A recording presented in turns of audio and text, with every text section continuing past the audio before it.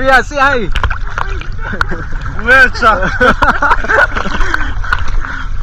Woo!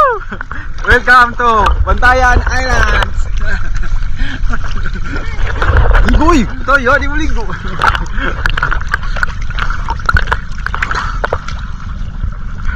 Are we not swimming to there? Where? Yeah? Yeah.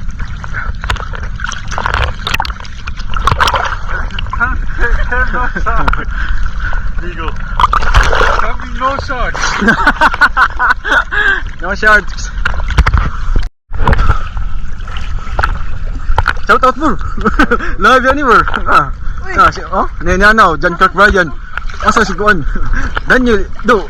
Apas mi do. Nenana, apas mi do.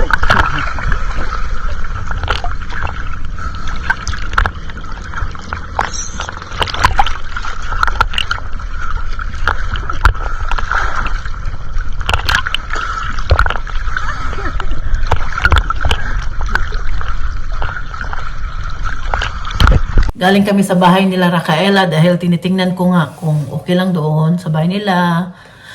Ganyan dito pag magbakasyon ka, dapat kung yung pamilya mo, kapitbahay mo lang or mga ganyan, malapit lang sa bahay mo, bigyan mo talaga yun ng susi para matingnan doon sa bahay mo kung okay lang. Tapos binuksan namin saglit yung bintana para ma-circulate yung para hindi magka-mold doon sa loob ng bahay nila dahil ngayon dito is winter time nga.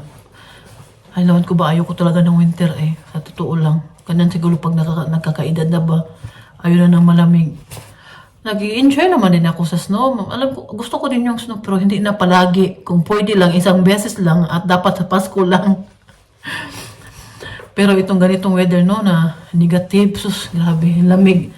Ngayon malamig na, suot ko. Manipis lang itong suot ko ngayon pero yung lamig na nararamdaman ko, abot hanggang buto. Yan, ganyan kasi pwede mag-arte-arte kasi Tani bin Mameros. Ang tangkad ng anak ko, kumalingan itong ninyo, ang tangkad. Ang liit ko. Ang liit ko na ba? Ang tangkad ng anak ko. Sus, Ginoo ko. Dapat maligo na yan siya dahil bukas may pasok. May pasok na bukas.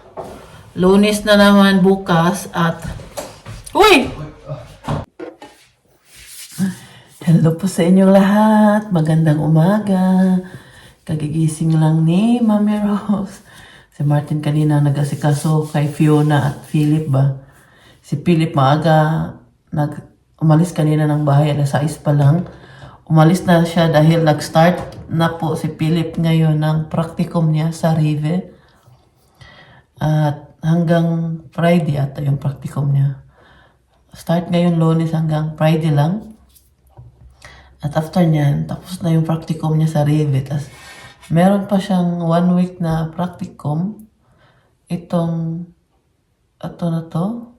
Last na lang ata yung 1 week na gagawin niya. Tapos maghanap na naman siya ng ibang company. Yung sa last na 1 week na practicum. Hindi ko alam kung saan siya magpa-practicum. Maaga ako nagising ngayon dahil maaga, alas 9 na.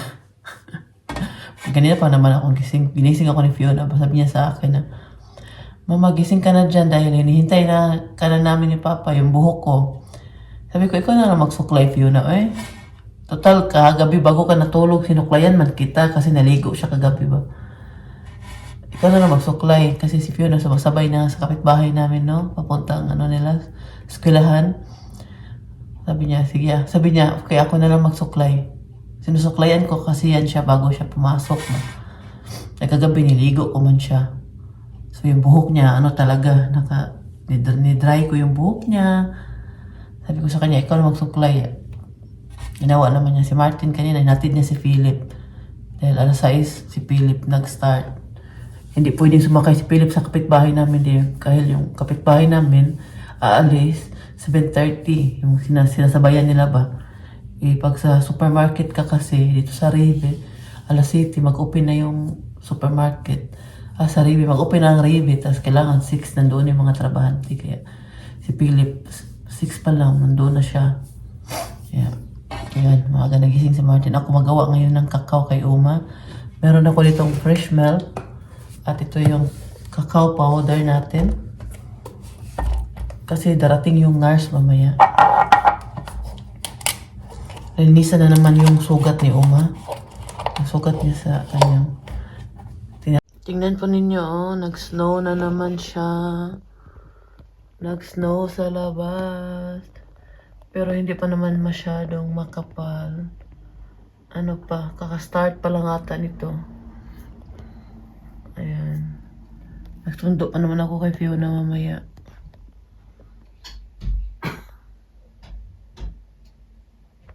Si Martin naglagay ng asin sa labas. Oh, makita ninyo. Yan na yung taga-city ng Plettenberg. Oh, naglagay na ng asin sa daan at sa kalsada. Si Martin naman yan siya. Madulas siguro.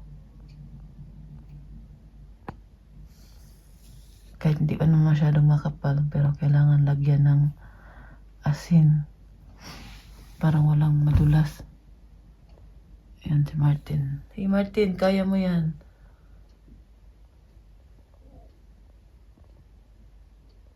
Buti na lang nakabili na kami ng asin. Sold out talaga dito sa mga supermarket. Ito sa amin ba? Nag-order na lang kami sa Amazon. Matunaw na yan. Maya-maya.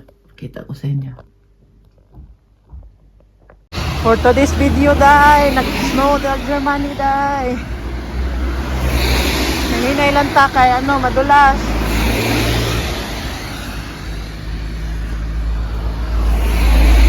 Hindi nila nililisan ng nila dito, oh.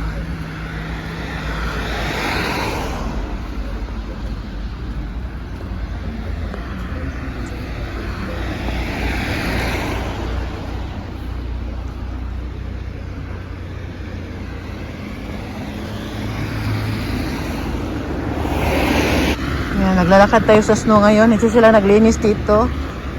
Medyo madulas siya. Ito na lang ako dadaan sa kalsada kay mas sa kalsada nilagyan ng asin.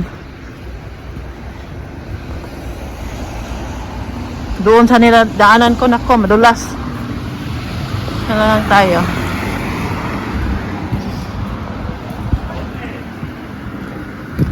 Papunta na ako ngayon sa eskwelahan ni Fiona.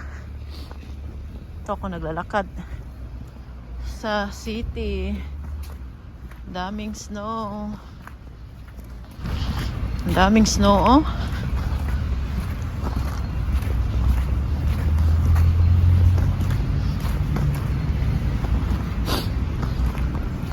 Doon na lang kami sasakay malapit sa sa pharmacy doon. Pa hindi na kami magbalik dito sa city ba? Para makasakay kami sa alas 4 na biyahe. Ayoko nang magtagal dito sa city kay nagsusnow. Baka maabutan kami na makulimlim na. Takot ako baka madulas.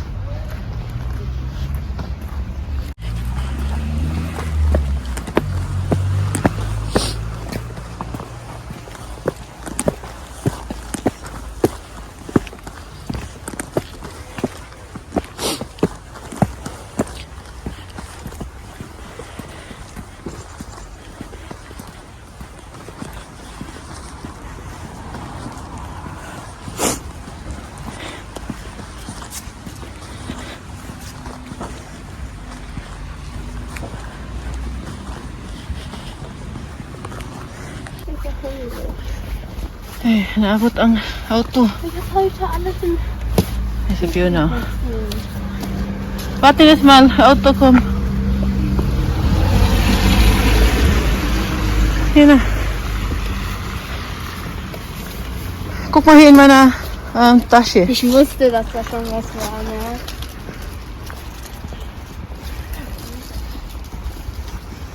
Grabe ang lamig. Uy, ginoo ko. Kaya madali talaga kami uwi ng bahay. Simbahan. Tulungan niya mga anak kam. Ngipin mama kayo, mabasa ka. Magkasakit ka. Ah, Martin. Lass ich mal Auto vorbei.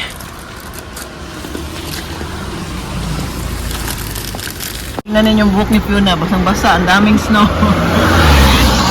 Hindi, ayaw kasi niya ano tong... Ayaw niya kasi ano tong ano niya. Bati mal, show naman ticket. Next Aber snow. jetzt auch Amberhall. Habe ich auch Dandruff. Ja. Welche Datum heute? 26, ne? Ja, 26. Nein, ich Pass sag. auf, may guwak mata ng payong. Guck mal, may natasya. Guck mal da drin, eh. Kann ich. Iya, din eh. Das ist in einer Hand, kann ich. Thailand ha, Thailand ha, Thailand ha. Ate ma. Was sagt bei Rossmann? Schade mal. Kami, ini haway mama. Nein, mach mal jetzt open. Ja.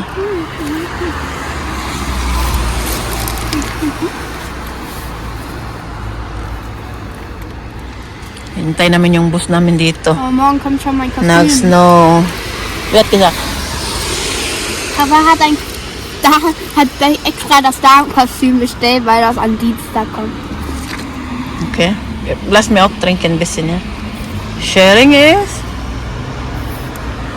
Not caring. Nan yung buhok niya.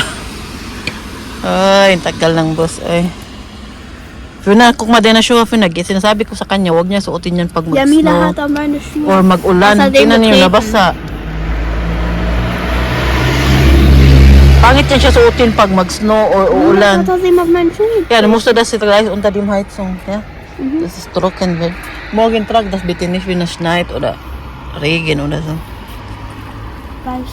Pangit siya pag mabasa. Ich ziehe dann meine Winterhose an. Ayan na ang dinner ngayon. Meron tayo ditong carrots, erbsen, at ito. Nakalimutan ko, cauliflower ba ito no? Sa English, no? Itong kulay white. At mais. Lalagyan natin siya ng sauce para mas lalo masarap pa talaga siya. Ayan.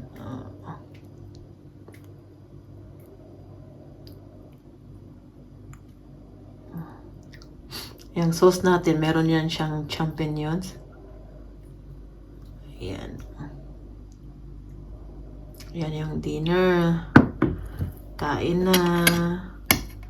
Uy, naligo naman ano naman nalumos naman sa sabaw. Ang daming, sabaw. Yung sauce natin ba? Tapos na kami mag-asikaso kay Uma. Nakaano yan siya. Pinunasan ko na siya kanina. Bagong damit na ang suot. At nakakain na din yan siya. Ngayon, relax na si Uma. At tawag niyan, tinulungan ako ni Martin. Magtulungan talaga kami ni Martin. Bukas, punta na naman dito yung nurse niya. Papunta yun dito, Lunes, Merkules, Biyernes. Kahapon nandito yung nurse niya. Naglinis sa kanyang sugat sa likod. Yung bed sore niya, no? At tawag niyan, kaya nag-relax na siya. Nood siya ng TV. Pinahinaan ko muna kasi music kasi yung pinanood niya mga paborito niyang singer to sa Germany ba. Maka-copyright tayo kaya. Ayan. At maya-maya lalabas na ako dito at maglilinis ako ng toilet namin dito. Toilet namin sa taas at ito sa baba. Papakita ko sa inyo ba, ito yung bagong ginagamit ko ngayon maglinis. Ito siya, napaganda din ito. Parang made in America to siya. Nabibili ko lang to sa Action. Hindi to nabibili sa German supermarket. Hindi ka makabili ng ganito. Ito naman ginagamit pang linis ng toilet. Masasabi ko talaga na yung binili ko kay Fiona na bagong pantalon mahaba sa kanya. Nababasa yung pinaka kasi na tatapakan niya.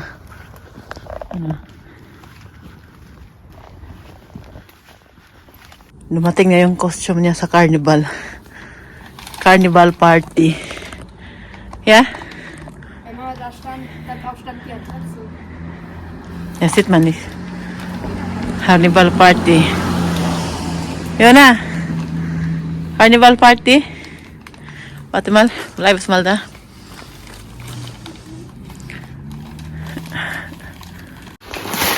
Mag-unboxing si Fiona sa kanyang costume. Yes. Papida. Ilagay mo dyan. Nak ma-open.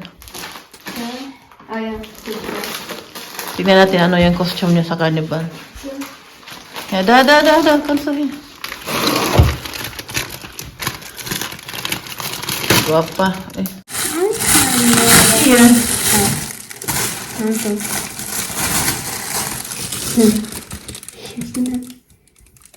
Yan ba niya yung costume niya?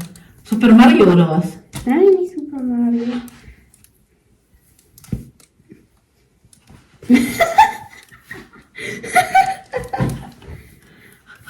Ano yung costume ni mo? Yan, saan na? Yan na. Was is das? The dress. Das Dress. Yeah, that's true. Kasya kayo yan sa'yo? Das soll von Michelle Größe sein, als wollte man. Ah, ito na yung picture, itsura ng ano niya. Verdammt. Oh, that's so gross. Oh my God. Look, ang ganda ng dress ka. Ang ganda ng dress. Hast du doch. Iba, sukat natin kay Fiona, pakita namin sa inyo. Kampi na. Yan na yung costume niyo. Ha? Hab ich aber Leute. Feels daw siya. La la la la la. Shalala in the morning. Meron tayo ditong gyoza. Kamayin ko na ito. Hey! Ito na yung dinner ko ngayon. Hindi pa ako kumain. Binili ni Martin kanina. Sa Lidl. Buti na lang na ito yung binili niya dahil parang gusto ko din kumain ito. Kamayin ko na kay ako lang naman din kakain ito. Si Michelle meron din siyang sa kanya. Dalawa yung binili ni Martin. Dalawang ganito, oh. Tapos ano tayo, meron ba akong rice dyan, konti, mag-rice tayo. Dahil gutom na. Meron ako nabili sa Turkish kanina, oh, hindi ako nasarapan, eh. Bigay ko na lang kay Michelle. Pero yung sauce niya, masarap, 99 cents lang siya. Napunta kasi ako sa supermarket. Nakalimutan ko palang magpa-reserve ng isda. May isda sana sa bukas. Preskong isda talaga. Bukas yung sa tinda nila. Sa Turkey supermarket dito sa amin. Tuwing Merkulis yung nila. Yung preskong isda. I-ano lang natin to saglit. Sandali lang natin yan. I-piprito. Yan. Ayan na ang pagkain ni Uma ngayon. Itlog, potato at spinat. Yan ang pagkain ni Uma. Pinapakain ko siya ngayon. Natulog kasi. Yan, kagigising lang niya. Tamang-tama. Tapos na din yung pagkain niya. Ngayon, may nagtanong pala, no? Sagutin natin tong tanong niya. Kung meron akong sahod sa pag-alaga kay Uma. Ngayon, sasagutin natin to. Kasi na-share ko na din to sa inyo, no? Tagal-tagal na din. Tapos may nagtanong kasi baka hindi niya nakita. Sasagutin natin. Si Uma po, may natatanggap yan siyang monthly galing sa health insurance niya. Monthly care allowance ang tawag noon. Or the Pflegegeld or the Pflegegrad. Yan ang tawag sa Germany. Yan ang tawag dito, no? Nagsa-start po yan sa number 1 hanggang 5. Pflegegeld 1, 2, 3, 4, 5. Si Uma, nasa pinakamataas na siya. Nasa Pflegegrad 5 na siya. So, malaki na yung... Yan ang pinakamalaki na matatanggap. At yan yung pinapadala ng health insurance every month. Nung bago pa lang nag-start makatanggap si Uma niya, nag-start po siya sa number 2. At hindi pa siya nagkaka-dementia noon. Okay po yung pangisip ni Uma, no? Sabi niya sa akin, sa'yo na yan, dahil ikaw naman nag-aalaga sa akin. Aanhin ko naman yung pera, may sakit na ako, tapos may pension naman daw siya. So, binigay talaga niya yan sa akin noong bago pa lang siya nakakatanggap niyan. Tapos, ang pinakamaganda pa na ng insurance, kasi naka-register ako na ako nag-alaga kay Uma. ang maganda lang dahil binabayaran po nila yung pension ko every month. Para akong nagtatrabaho ng full-time job na yung katulad ng mga trabahante dito sa Germany na nagbabayad ng pension every month nila. Ganun din yung sa akin, no? Every year nakakatanggap ako ng update sa aking pension. Minsan natutuwa ako dahil kahit papaano meron ng laman ng aking pension. Dahil pwede ko naman din yan siya makontinue. Sakali kung pwede na ako makapagtrabaho ng full-time job, yung 8 hours ka talaga, yung full-time talaga ba? Continue na naman yan at saka automatic talaga yan siyang dinididak sa sahod mo every month. So yan talaga yung isa sa nagustuhan ko. Dahil ako din naman, nagkataon lang din kasi na nagkasakit si Uma, wala pa akong trabaho dahil full-time housewife po ako dito sa amin. Si Martin ang nagtatrabaho dahil ako ang nag-aalaga ng mga anak namin. Ganun naman talaga, no? May isa talaga mag-a-adjust sa inyo. Dahil hindi naman pwedeng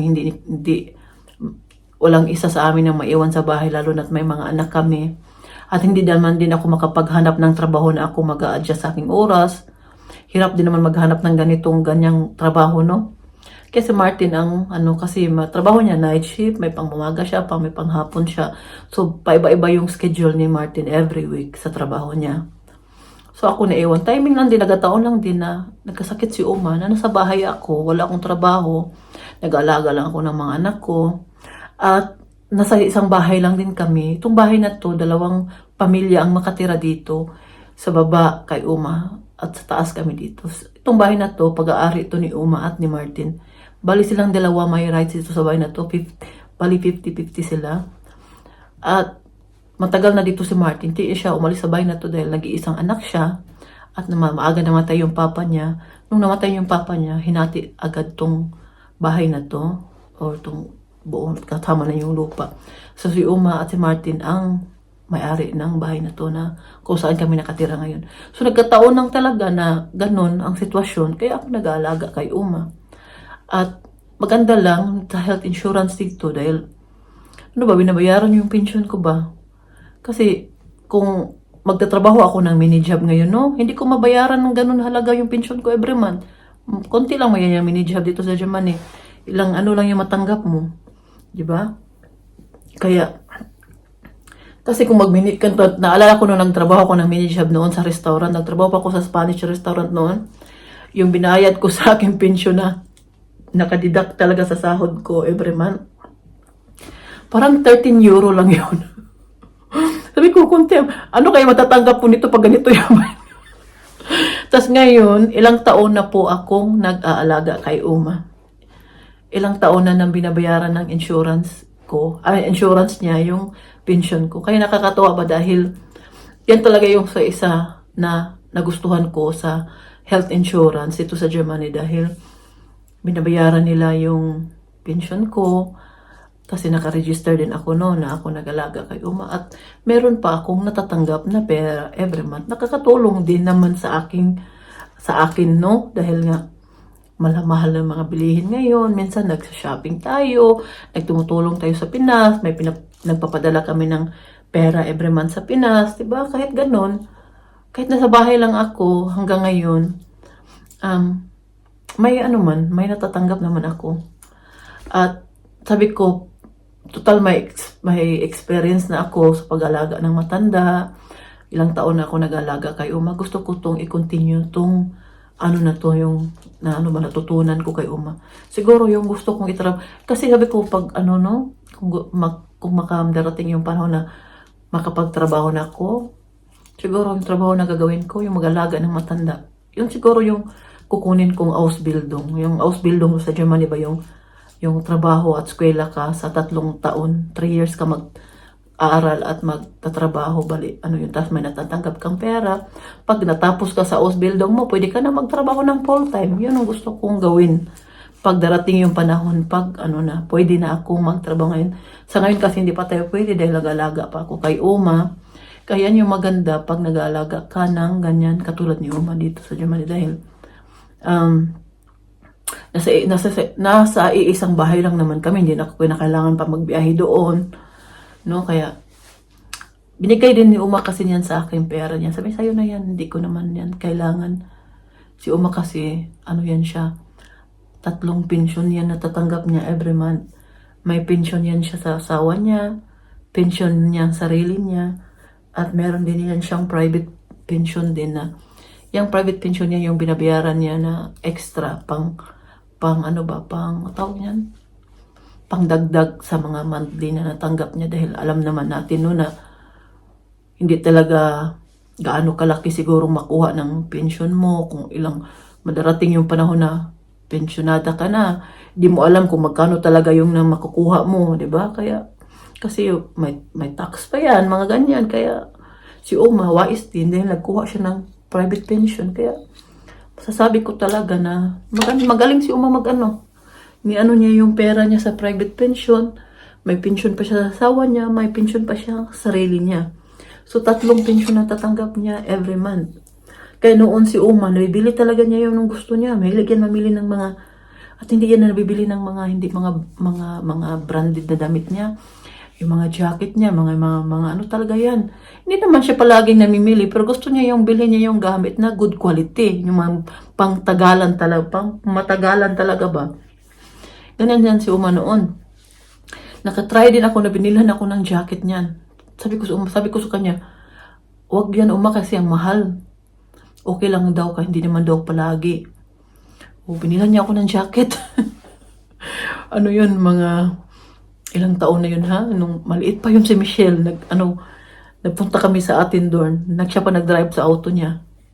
Binilhan niya ako ng jacket.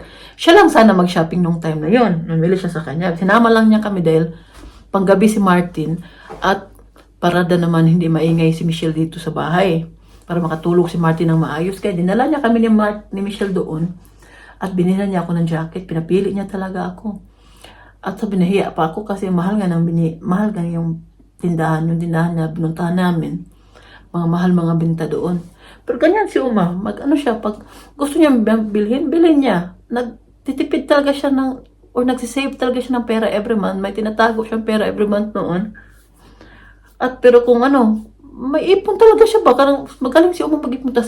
Si Uma hindi yan mahilig mahilig magkain sa labas, sa mga restaurant, hindi yan siya mahilig. Ilang beses na namin niyang inimbita noon, ayaw niya talaga magsama sa amin. Pag may birthday, yung birthday niya, i-treat namin siya sa labas, magkainan, ayaw niya.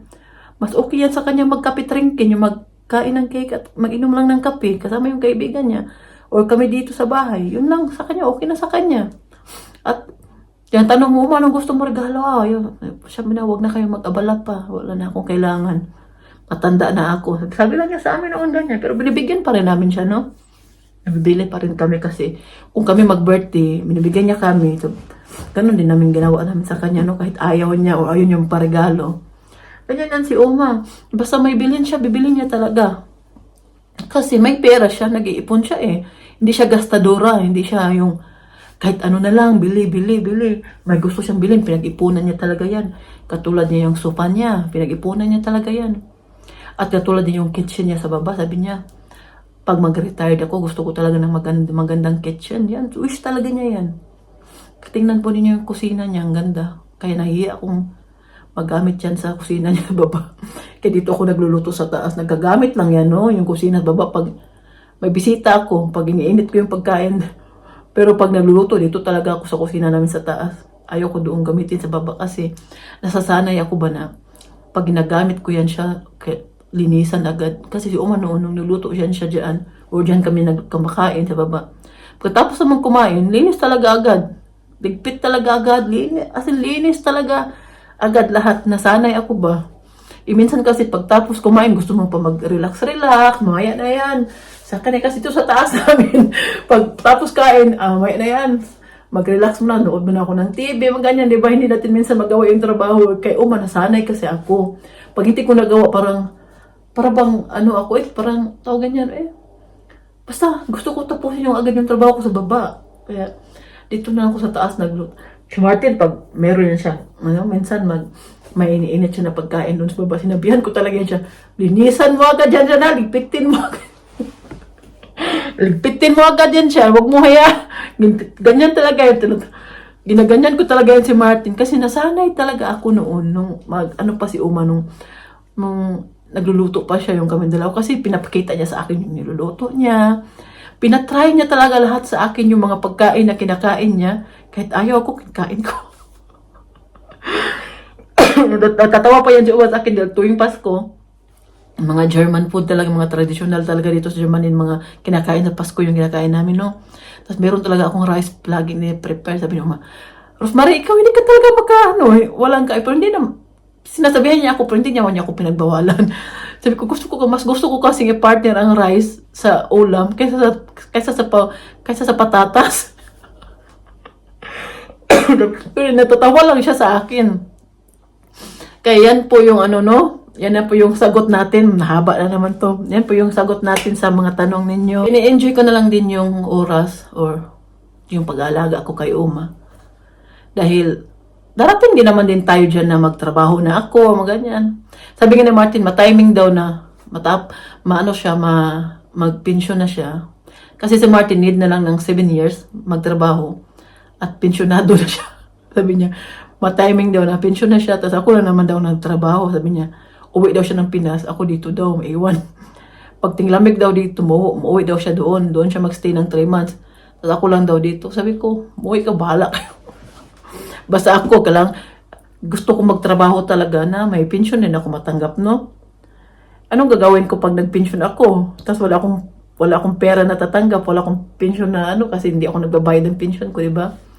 Maganda talaga na may trabaho or maghanap tayo ng post. Marami naman, tayo mga Pinoy, di naman tayo mga tamad, masipag naman tayo, no? Magaling tayo sa mga diskarte ba? Marami kami mga kapitbahay, tumatanda ba? Sabi ko, ako na lang mag-alaga dito. Ako lang, pwede lang mag-alagaan sila lahat, no? Isabay ba? Isabay ilaga ba? Kaya naman pwede sabay-sabay. At yun lang. Mahaba na itong kwento natin ano na natin to? End na natin to dahil mahaba na at sana mapanood ninyo to, no? Lalo sana nagtanong sa akin, no? At kasuhin ko na si Uma dahil oras na ng tingkain niya. Yun lang. Maraming salamat sa inyong panonood at sa walang sawang suporta sa akin. Mag-iingat po kayo palagi. Ciao! Bye-bye! Be kind!